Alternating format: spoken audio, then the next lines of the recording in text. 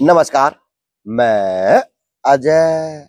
वो ये वादा है तो कमेंट आने लगे लोगों के कि भाई तू नीलम अग्रवाल का इंटरव्यू लिया तो तूने वहां पे निकाह के गली गली में एमएलए बनाऊंगा। चलो जी, वो ही बात मैंने पीछे के पीछे लैंड में कह दी थी, लेकिन हाँ आगे कहूंगा कि गली गली में एमएलए बनाऊंगा।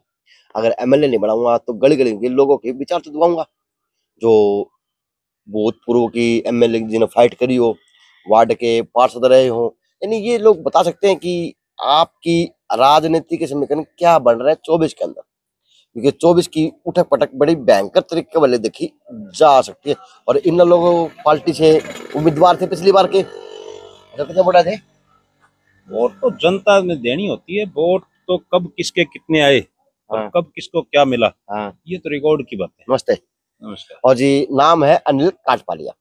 तो कुछ बातें समाज की भी करूंगा, क्योंकि समाज की देखूं अगुवाई तो भी 22 से 25 हजार के करीब वोट है। 26 भी उसका है, क्योंकि बढ़ चढ़ के बताने वाले समाज के अंदर बहुत लोग मिलते थे। और 50 से 55 हजार की मेरे हिसाब से आबादी भी होगी वैसे, जी है ना। जी। तो जिस समाज की 50 से 55 हजार की आबादी हो और 22 से 25 हजार के वोट हो, तो उसकी एक भागीदारी तो देखी जाती है राजनीति के अंदर। तो आज पंजाबी समाज की बात करेंगे और इस विधानसभा की बात भी करेंगे। और 15 साल से जो हमारे वर्तमान के विधायक माननीय घनश्याम दास साहब जी, उनकी बात करने का काम करेंगे पक्का। तो इवलीगन नमस्ते। नमस्कार जी। कैसे जी हैं? बहुत बढ़िया ले भाई, शुरू कर देता, कितने तक कर दे। शुरू तो आप ये बताएं कि कहाँ से करें, चाहे कहीं से शुरू कर लो। मैंने समाज का नाम ले लिया, मैंने विधायक का नाम ले लिया, मैंने आपको पार्षद भी बताया, तो आप बाकी सारी चीजें देखो। तो जीमा उड़ से शुरू कर दे, मुद्दे बता दी 3। ऐसा है अजय जी, आप चाहे 3 मुद्दे बताएं चाहे 30 मुद्दे बताएं, हाँ। आज के हरियाणा प्रदेश की सरकार किसी भी एक भी एंगल से ना तो बहन बेटियां सुरक्षित, ना ही आपके अधिकारी किसी की बात सुनते हैं, ना ही कोई रोड की व्यवस्था है, ना ही कोई बिजली की व्यवस्था है। सीवरेज का पानी ये शहर पीने पे मजबूर है। और आए दिन फिरौती, गुंडागर्दी, पिस्टल, गोलियां, इस तरह का भय इस शहर में, इस प्रदेश में आप हर रोज देखते हैं। तो कहाँ से शुरू करें? इनको तो कहीं से शुरू कर लो। एक वो कहावत थी, बोला ताई देखती जाइए रोती जाइए। इनकी तो कहीं से शुरू कर लो। प्रदेश का और देश का बेड़ा गर्क कर दिया इन्होंने। अच्छा, मुद्दा एक तो होगा ही हो। दूसरा बात है, जी बोलो। समाज के ऊपर मुद्दा नहीं लिया। जिस समाज की अनिल भाई 20 से 25 हजार की वोट हो, 50 से 55 हजार की गैदरिंग हो, और वो समाज अपनी राजनीति के अंदर भागीदारी नहीं दिखा पाता, और वो समाज सक्षम भी है, व्यापारी भी है, और उसकी एक पहचान भी है, तो आप उसी समाज से आते हैं, तो क्या कहना चाहेंगे? अजय भाई, ये समाज का जो आप जिक्र कर रहे हैं, ये अपना पहले भी एक बार जिक्र हुआ था। आज फिर कर लिया, क्या कोई बात नहीं, आप करें। ये हमारे जो शहर का चुनाव है, जो इस जिले का चुनाव है, वो जाति के आधार पे आके आते बढ़ जाता है।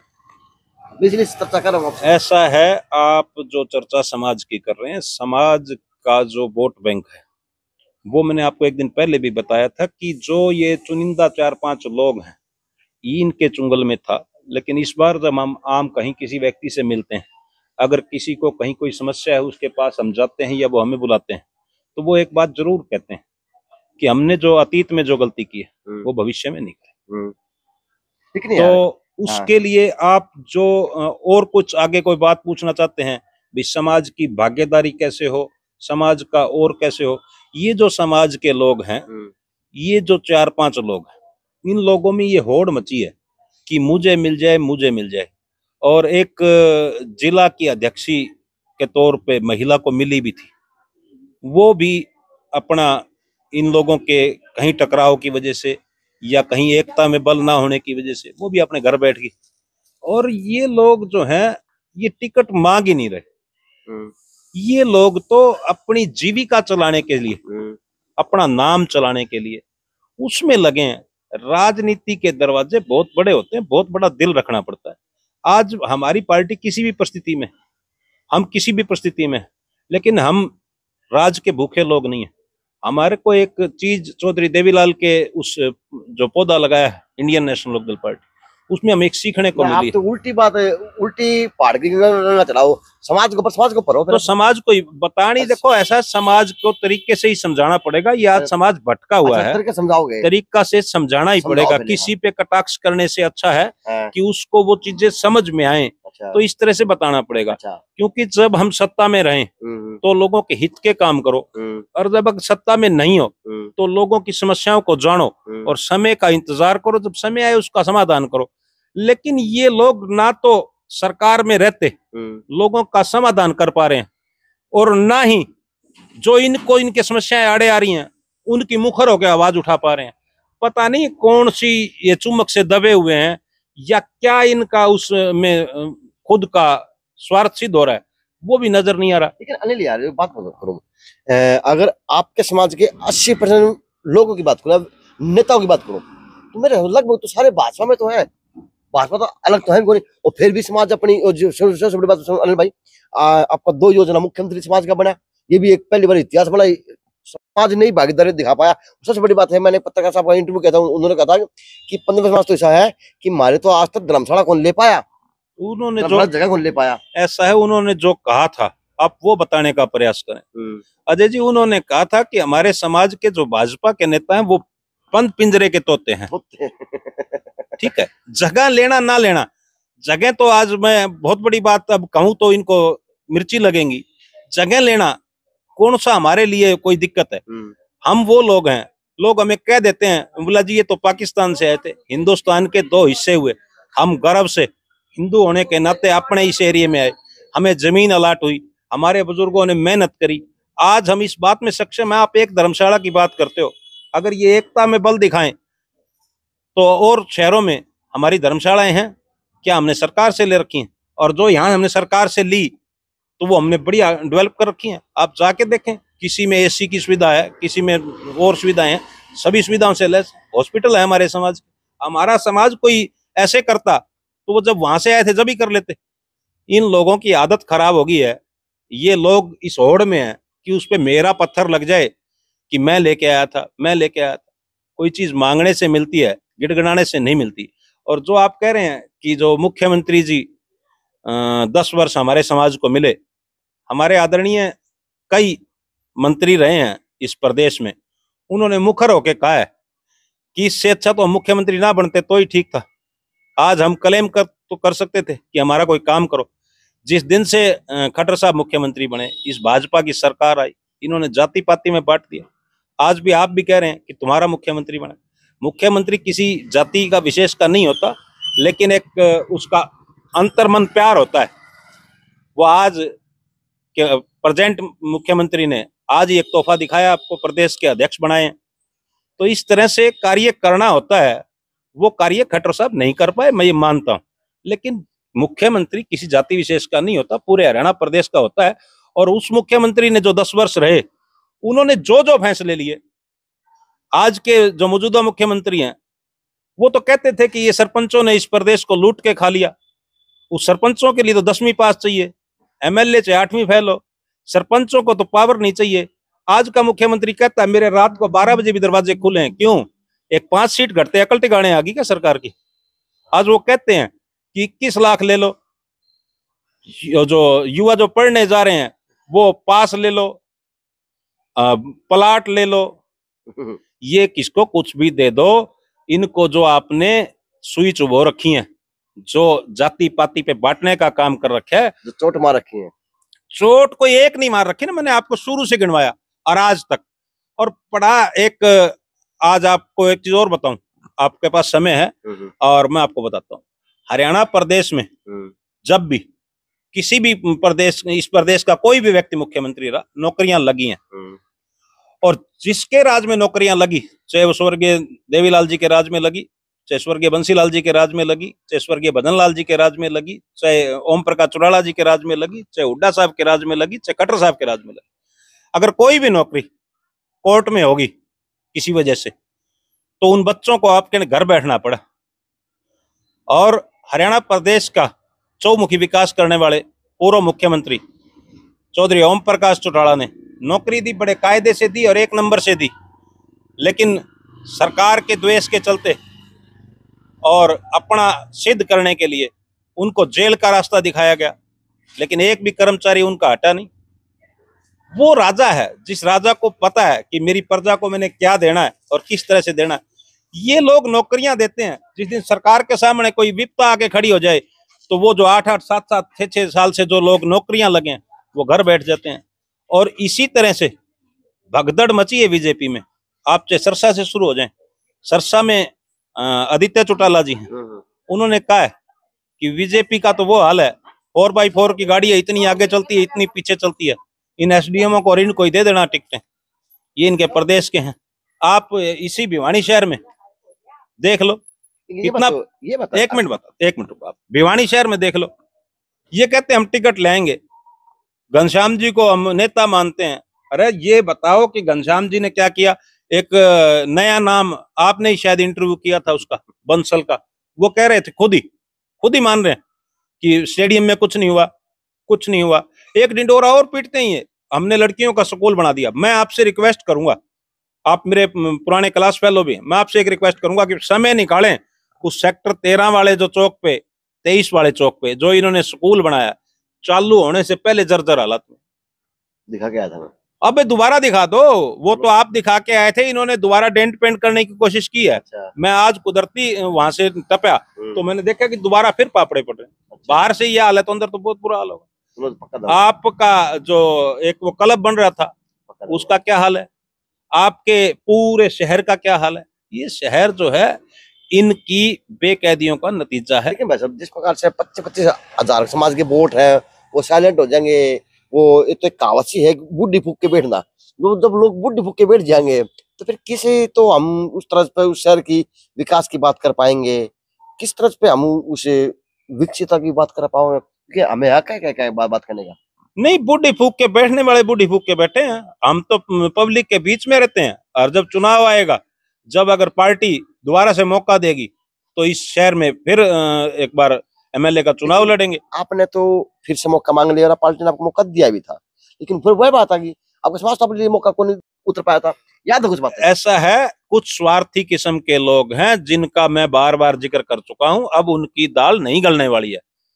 उनका अंदर से, एक बात और भी बता देता हूँ, वो खुद अंदर से बेचारे, ना तो आपका समाज घर का रहा है ना घट का रहा है। नहीं, हमारे समाज में कोई कमी नहीं है। हमारे लोग नेता की वजह से, जो नेताओं की वजह से, जो ना सभी नेताओं की वजह से नहीं, जो लोग मुखर होकर आवाज नहीं उठाते, तो नेता ही से कितने के बात समाज में? ये जो 4 नेता आप देख रहे हो, नेता और कितने नेता? नहीं, आप एक काम बताओ ना, ये जो 4 नेता आपस में गुटबाजी करके टिकट मांगते हैं, आप इन्हीं को नेता मानते हो क्या? और बहुत कुछ है, और बहुत कुछ है, लेकिन वो आगे दिखते नहीं है। कोई बात नहीं।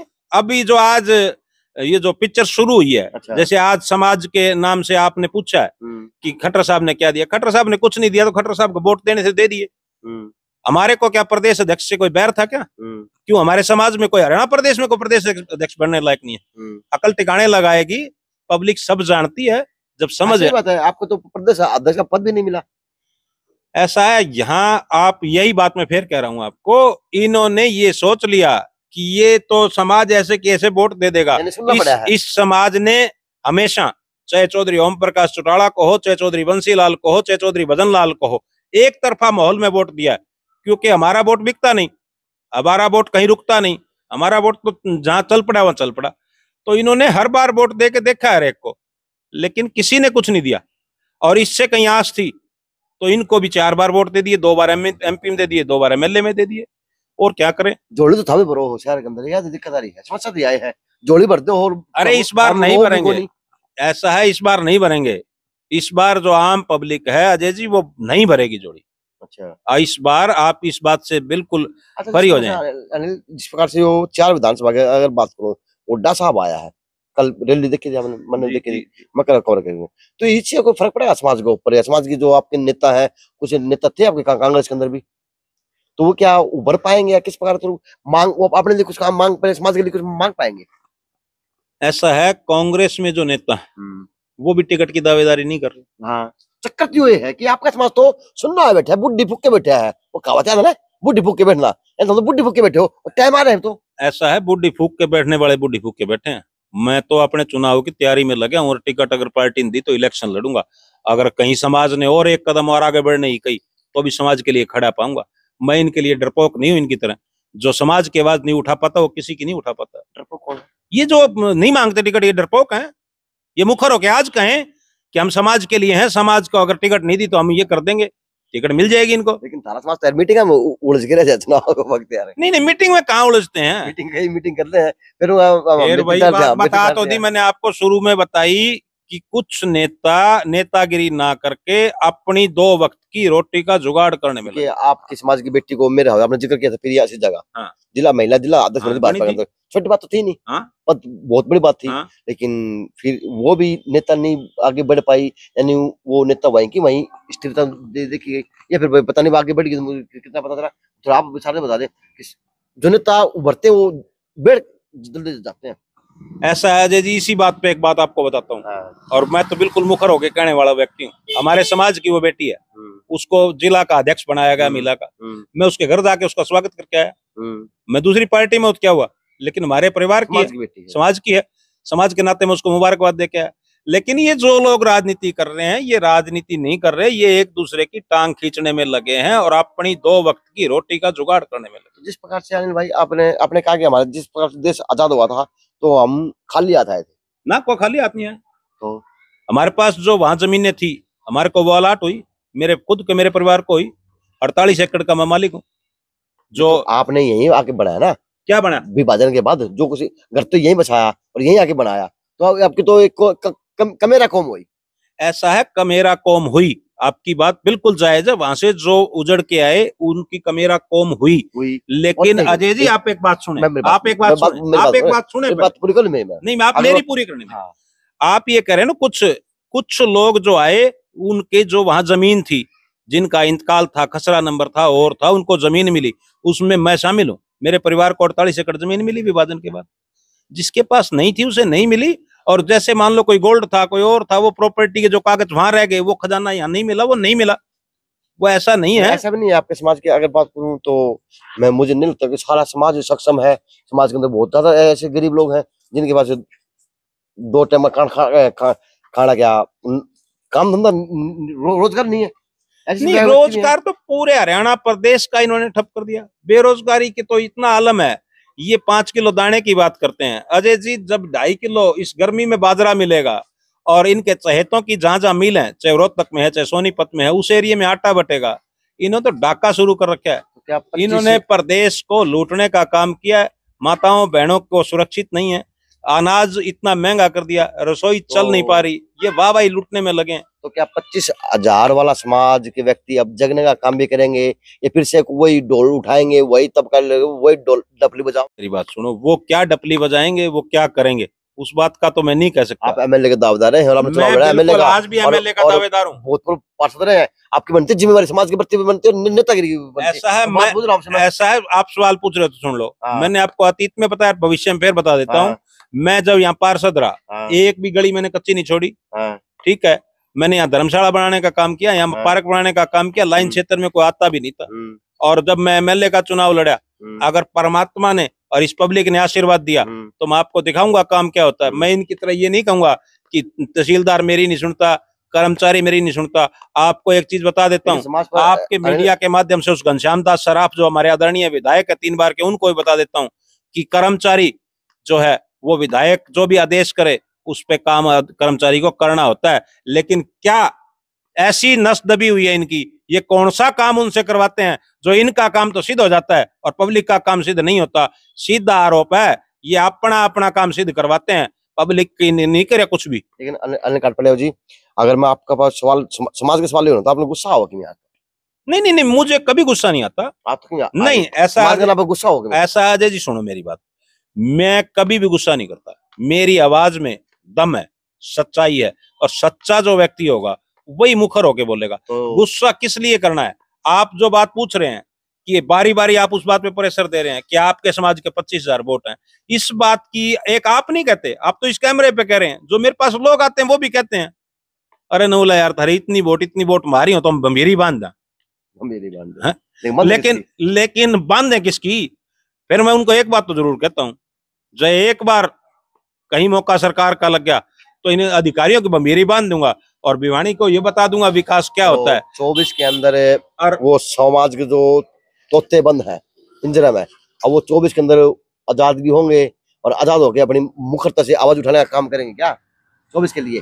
भाई वो चढ़ते सूरज को सलाम करेंगे। जिसकी सरकार आती दिखी, सरकार बनने के बाद उस पिंजरे से बाहर निकलेंगे। और मैं तो आपके माध्यम से उनसे कहता हूं कि भाई टिकट की डिमांड तो तुम्हारे बस की नहीं है। अपने तोते की तरफ पिंजरे में बंद रहो, समाज को खुला छोड़ दो, जिसको चाहे उसको वोट दे, समाज एकता का परिचय दे। समाज अगर सक्षम होगा, समाज की अगर एक मुट्ठी बंद होगी, अगर समाज के कहीं ढोल में वोट पड़ेंगे तो आपको कोई भी पार्टी टिकट दे देगी। आप जिस तरह से बिखरा बिखरा फिर रहे हो, इससे आपको कुछ नहीं मिलेगा। और जहां तक मेरी बात है, मैं आपको फिर बता देता हूं, मैं इन बीजेपी वालों की तरह ये नहीं कहूंगा कि आप जी राम मंदिर देख लो, आप अयोध्या देख लो, आप फलाना देख लो। अरे भाई अयोध्या तो सब ने देखी है। हमारे बाप दादों ने हमें बताया है कि राम का क्या मतलब होता है, राम राम 2 बार बोलने का क्या मतलब होता है, राम की पूजा क्यों होती है। सारी चीजें हमें हमारे दादाजी ने बता रखी हैं। आज ये बीजेपी वाले कहते हैं हम उंगली पकड़ के लाए थे, इनको उंगली पकड़ के छोड़ दिया क्या नहीं?